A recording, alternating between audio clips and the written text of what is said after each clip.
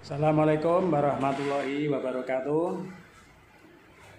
Baik anak-anak, kita lanjutkan kegiatan inti dalam pembelajaran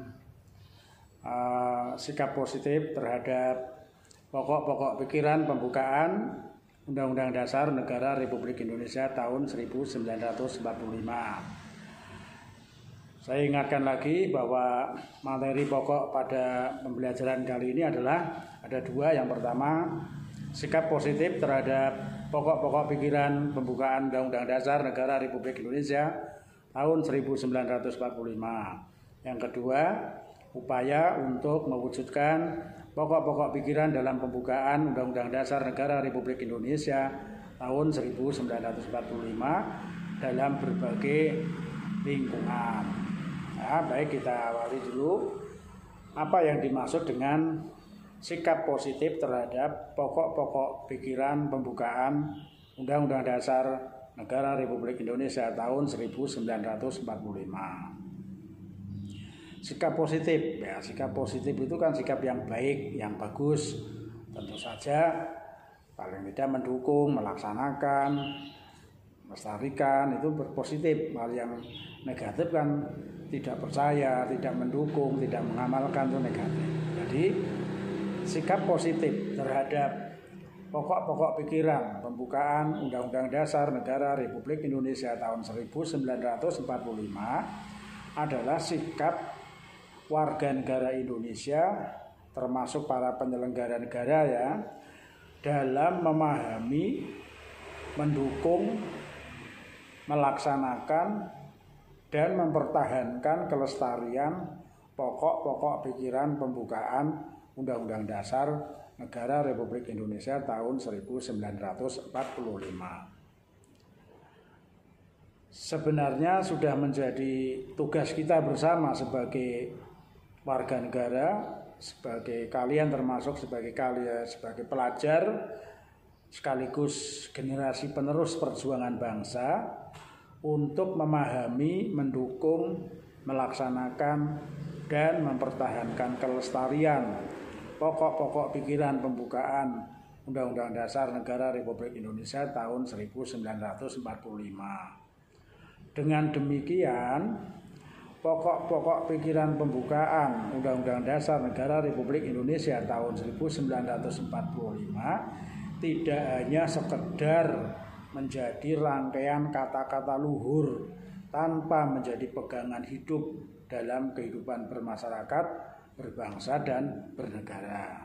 Itulah yang dimaksud dengan sikap positif terhadap pokok-pokok pikiran pembukaan Undang-Undang Dasar Negara Republik Indonesia tahun 1945. Jadi intinya sikap warga negara dalam memahami, mendukung, melaksanakan, dan mempertahankan kelestariannya. Nah, sekarang kita tahu bahwa pokok-pokok pikiran kan ada 4 macam. Nah, bagaimana sikap positif terhadap pokok pikiran pertama, pokok pikiran kedua, ketiga, dan keempat. Nah, kita awali dari sikap positif terhadap pokok pikiran persatuan. Pokok pikiran persatuan berbunyi, negara melindungi segenap bangsa Indonesia dan seluruh tumpah darah Indonesia. Pokok pikiran ini sering disebut dengan pokok pikiran persatuan. Pokok pikiran persatuan merupakan pancaran dari sila ketiga Pancasila. Dan pokok pikiran persatuan ini akan diwujudkan dalam pasal-pasal 1 ayat 1, ya, mengenai bentuk negara kesatuan berbentuk republik. Pasal 18 mengenai pemerintahan daerah, di mana daerah-daerah di Indonesia bukan sebagai negara tetapi sebagai daerah otonom tetap dalam kerangka negara kesatuan Republik Indonesia. Terus pasal 25 mengenai NKRI. Kemudian pasal 27 ayat 3 tentang pembelaan negara. Pasal 30 tentang pertahanan dan keamanan. Pasal 32 tentang kebudayaan. Pasal 35 tentang bendera negara sang merah putih. Pasal 36 tentang bahasa negara ya bahasa Indonesia, 36A tentang lambang negara ya burung Garuda, kemudian 36B tentang lagu kebangsaan Indonesia Raya, dan 36C tentang pelaksanaannya dalam Undang-Undang Dasar Negara Republik Indonesia tahun 1945.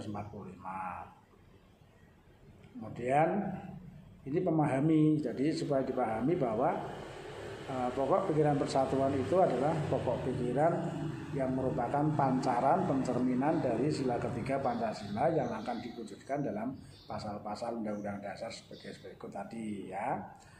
Yang kedua, sikap positif terhadap pokok pikiran persatuan adalah bahwa setiap warga negara, para penyelenggara negara, partai politik, organisasi masyarakat wajib mengamalkan sila ketiga Pancasila yaitu Persatuan Indonesia, dan wajib melaksanakan pasal-pasal tadi 1 ayat 1, 18, 28, 27 ayat 3, 30, 32, 35, 36, 36A, 36B, 36C Undang-Undang Dasar Negara Republik Indonesia tahun 1945. Kemudian mempertahankan kelestarian ya, mempertahankan kelestarian pokok-pokok pikiran persatuan. Yang paling efektif adalah dengan melaksanakan semua peraturan tersebut dalam berbagai bidang dan lingkungan kehidupan. Ya, jadi kalau sikap positif kita yang paling bagus itu ya mengamalkan itu, dengan mengamalkan. Tapi kalau mengamalkan ya harus memahami dulu. Jadi setelah paham bisa mengamalkan. Dengan mengamalkan otomatis akan terpelihara kelestariannya. Sehingga sikap positif terhadap pokok pikiran persatuan sebenarnya ya sama saja setelah memahami pokok pikiran ketiga, kemudian melaksanakan semua pasal-pasal yang berkaitan dengan sila persatuan Indonesia. Pasal 1, ayat 1, pasal 18, 25, 27 ayat 3, 30, 32, 35, 36A, 36, 36A, 36B, 36C di berbagai bidang dan lingkungan kehidupan.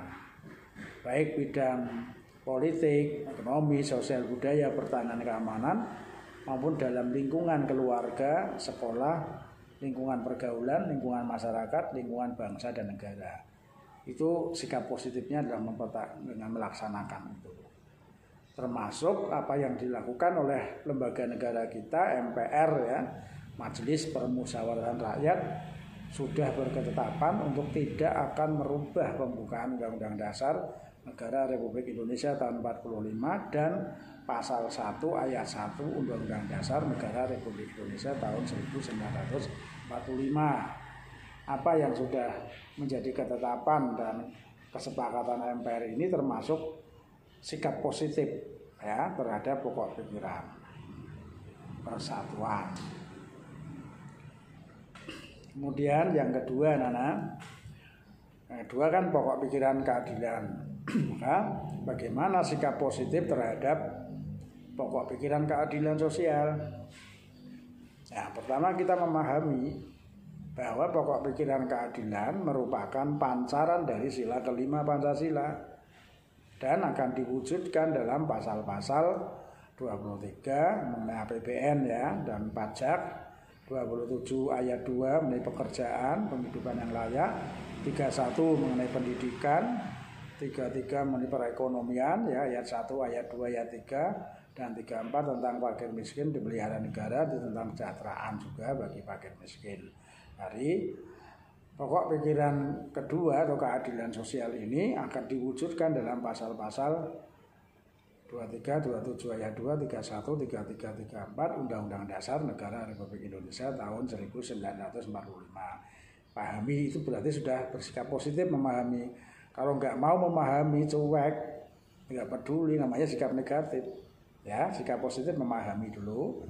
Yang kedua, setiap warga negara maupun para penyelenggara negara, partai politik, organisasi masyarakat wajib yang punya kewajiban mengamalkan sila kelima Pancasila juga, keadilan sosial bagi seluruh rakyat Indonesia, dan melaksanakan pasal-pasal 23 27 ayat 2, 31, 33 dan 34 Undang-Undang Dasar Negara Republik Indonesia tahun 45. Jadi pasal-pasal itu kan sebenarnya perwujudan dari pokok pikiran dan merupakan pengamalan dari Pancasila.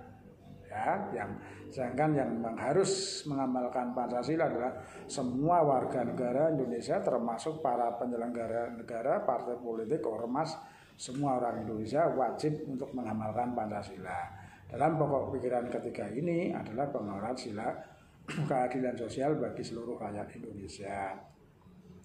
Sikap positif yang paling bagus yang ketiga adalah mempertahankan, ya, lestarian mempertahankan pokok pikiran keadilan, dan yang paling efektif adalah dengan melaksanakan dari semua pasal tersebut di berbagai bidang dan lingkungan kehidupan. Terutama pasal-pasal ini adalah berkaitan di bidang ekonomi, hukum, pendidikan, ya, di bidang-bidangnya itu, dan kesejahteraan sosial. Itu sikap positif terhadap pokok pikiran keadilan. Berikutnya, sikap positif terhadap pokok pikiran ketiga yaitu pokok pikiran kedaulatan rakyat. Bagaimana? Ya, pahami dulu, laksanakan, terus melestarikan, mempertahankan. Ya. Dipahami bahwa di bab 2 sub B kan kalian sudah pahami ya, bahwa pokok pikiran kedaulatan rakyat merupakan pancaran dari sila keempat Pancasila dan diwujudkan dalam pasal-pasal 1 ayat 2 sampai dengan pasal 24. Jadi semua pasal yang mengatur lembaga-lembaga negara. Ya. Kemudian ada lagi pasal 27 ayat 1 mengenai persamaan kedudukan dalam hukum dan pemerintahan. Pasal 28 tentang kemerdekaan berserikat berkumpul, itu demokratis ya. Dan pasal 37 mengenai wewenang MPR mengubah Undang-Undang Dasar. Itu pokok pikiran ketiga. Nah, sikap positif berikutnya setelah memahami, melaksanakan. Siapa yang harus melaksanakan? Setiap warga negara Indonesia, para penyelenggara negara, partai politik, ormas wajib mengamalkan sila keempat dan melaksanakan pasal-pasal tadi. 1 ayat 2, kedaulatan ada di tangan rakyat. 1 ayat 3, Indonesia negara hukum. Pasal 2, susunan kedudukan MPR, dan seterusnya sampai 24 lembaga-lembaga negara, mulai dari MPR, Presiden, DPR, BPK, DPD, kemudian ada Mahkamah Agung, Mahkamah Konstitusi, Komisi Yudisial, ya. Itu pasal-pasal yang berkaitan itu harus dilaksanakan. Juga sikap positif yang ketiga itu mempertahankan pokok pikiran kedaulatan rakyat. Yang paling efektif adalah melaksanakan semua pasal dalam UUD 45 tersebut dalam berbagai bidang, di berbagai lingkungan kehidupan. Baik di bidang politik terutama ya, bidang politik, media massa itu, bidang hukum termasuk, politik dan hukum, tapi juga bisa diterapkan dalam bidang-bidang yang lain. Ini sikap positif kita, ya. Kemudian sikap positif terhadap pokok pikiran keempat, yaitu pokok pikiran ketuhanan menurut dasar kemanusiaan. Dipahami dulu bahwa pokok pikiran ketuhanan menurut dasar kemanusiaan merupakan pancaran dari sila pertama dan sila kedua Pancasila, dan akan diwujudkan dalam pasal-pasal 28E tentang hak asasi tiap orang untuk memeluk agama, dan pasal 29 mengenai negara berdasar ketuhanan dan negara menjamin kebebasan penduduk untuk memeluk agamanya masing-masing dalam Undang-Undang Dasar Negara Republik Indonesia tahun 1945. Kemudian setelah dipahami ketentuan itu, maka setiap warga negara, para penyelenggara negara, partai politik, ormas wajib mengamalkan sila utama dan kedua, wajib melaksanakan pasal 28E maupun pasal 29 Undang-Undang Dasar Negara Republik Indonesia tahun 1945.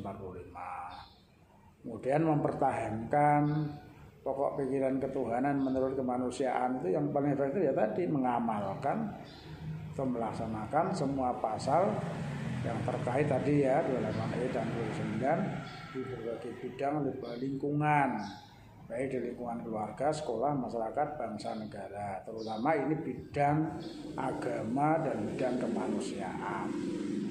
Ya, selain di dalam pasal 28E sebenarnya tidak hanya E ya, tapi pasal 28A sampai 28C 10 pasal. Cuma yang E itu tentang ketuhanan, sedangkan A sampai C pokoknya tentang kemanusiaan, hak asasi manusia itu masuk ya. 28A sampai C dan pasal 29. Demikian anak-anak sikap positif terhadap 4 pokok pikiran pembukaan Undang-Undang Dasar Negara Republik Indonesia tahun 1945.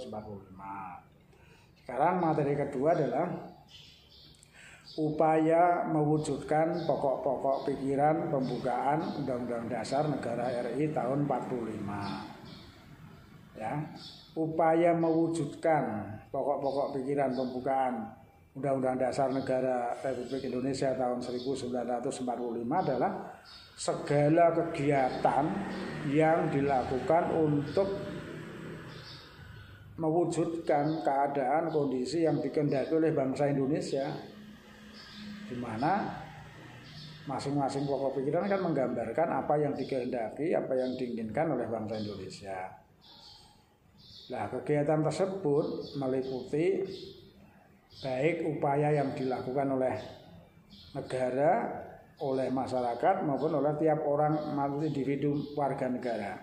Ya, misalnya penyusunan berbagai peraturan perundangan baik dalam melaksanakan semua pasal Undang-Undang Dasar Negara RI tahun 45 maupun peraturan perundangan yang lain.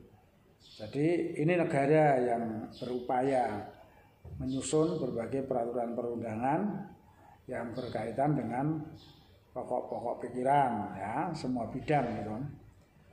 2, membentuk berbagai lembaga negara, badan, komisi, kementerian, ormas ya yang berkaitan dengan pokok-pokok pikiran itu. Yang ketiga, ini masih kalau A dan B itu nanti upaya negara ya. Sedangkan yang C, yang D itu upaya warga negara.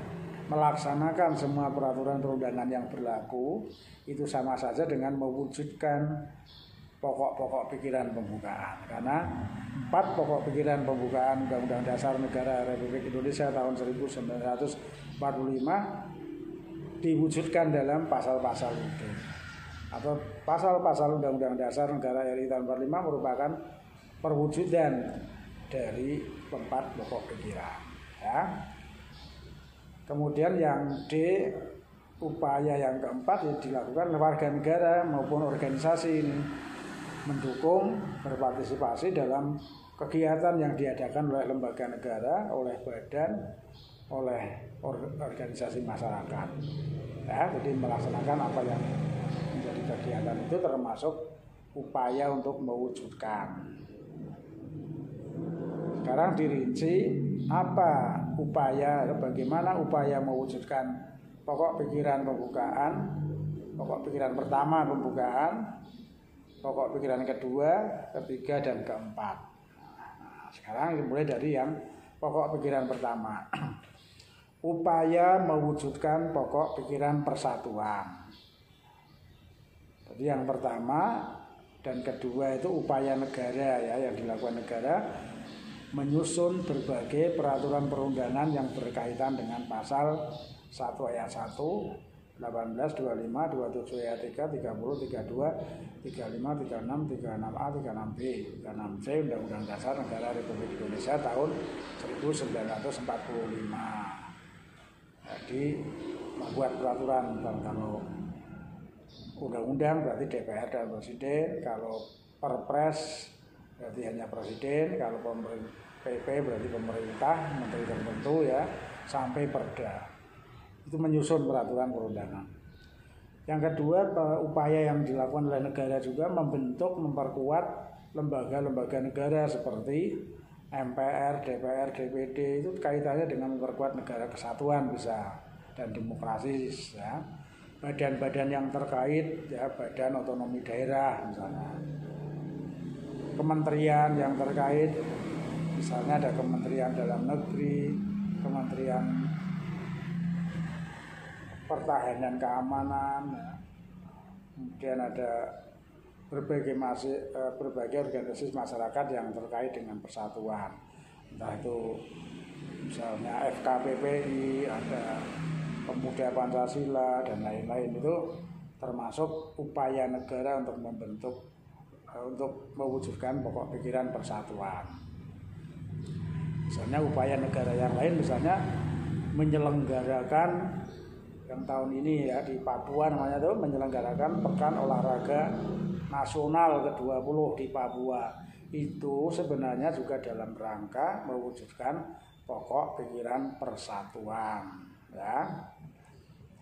Kemudian yang dilakukan warga negara apa untuk mewujudkan ya, melaksanakan semua peraturan yang berlaku yang berkaitan dengan sila persatuan. 1 ayat 1 untuk Negara Kesatuan Republik, 18 Pemerintahan Daerah, 25 NKRI, 27 ayat 3 Pembelaan Negara, 30 Pertahanan Keamanan, 32 Kebudayaan, 35 Bendera, 36 Bahasa, 36 Lambang Negara, Lagu Kebangsaan, 36B dan seterusnya. Itu laksanakan peraturan itu. Misalnya lebih jelas lagi kalau kan normatif ya, kalau dimensi realitasnya misalnya pasal 36 bahasa negara ialah bahasa Indonesia.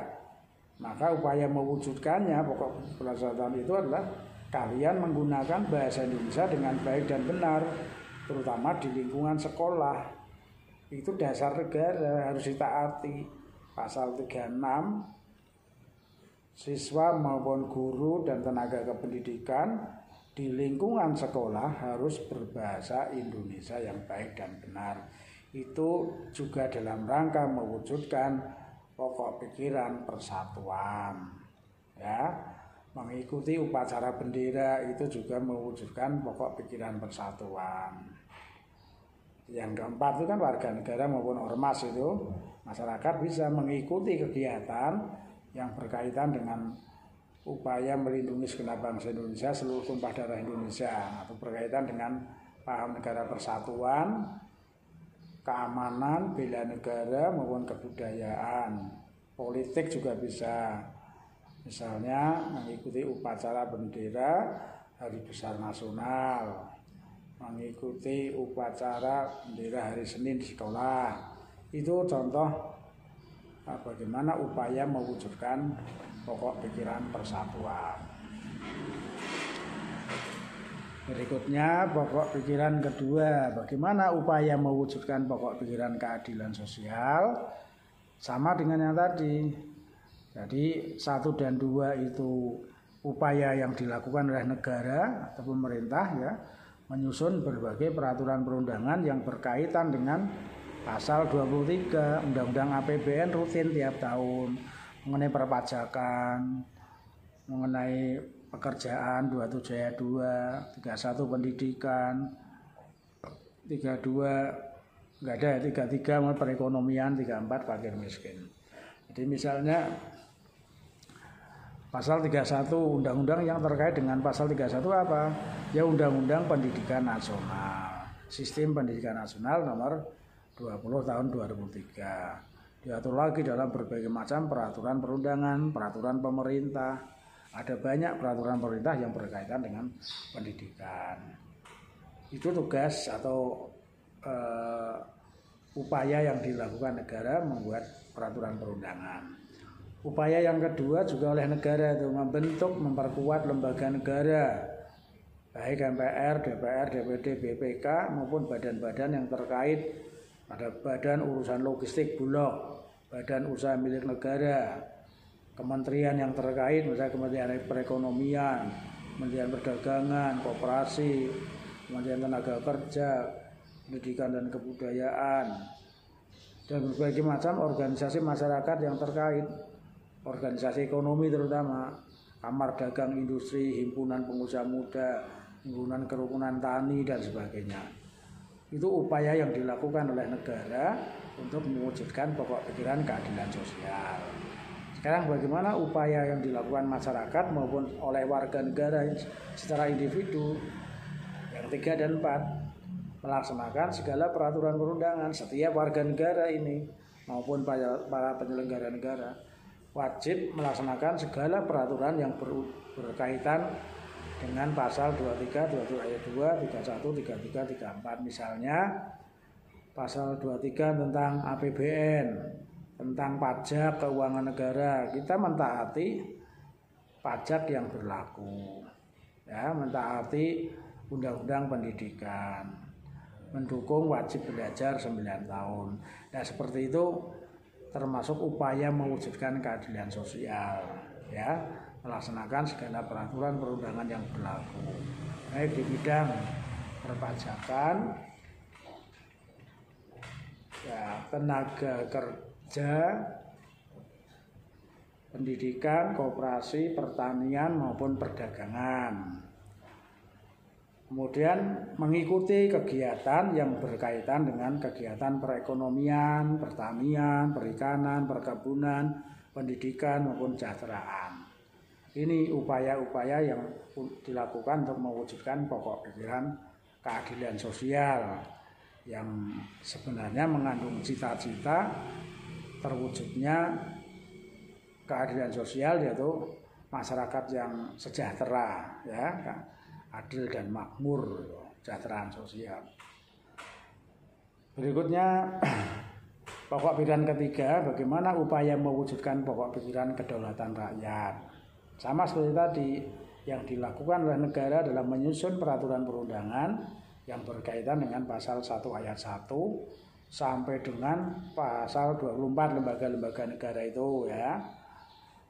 Terus pasal 27 ayat 1 tentang persamaan kedudukan dalam hukum pemerintahan, 28 tentang kemerdekaan bersikap berkumpul, ya, dan 37 tentang peranan MPR, wewenang MPR untuk mengubah undang-undang dasar.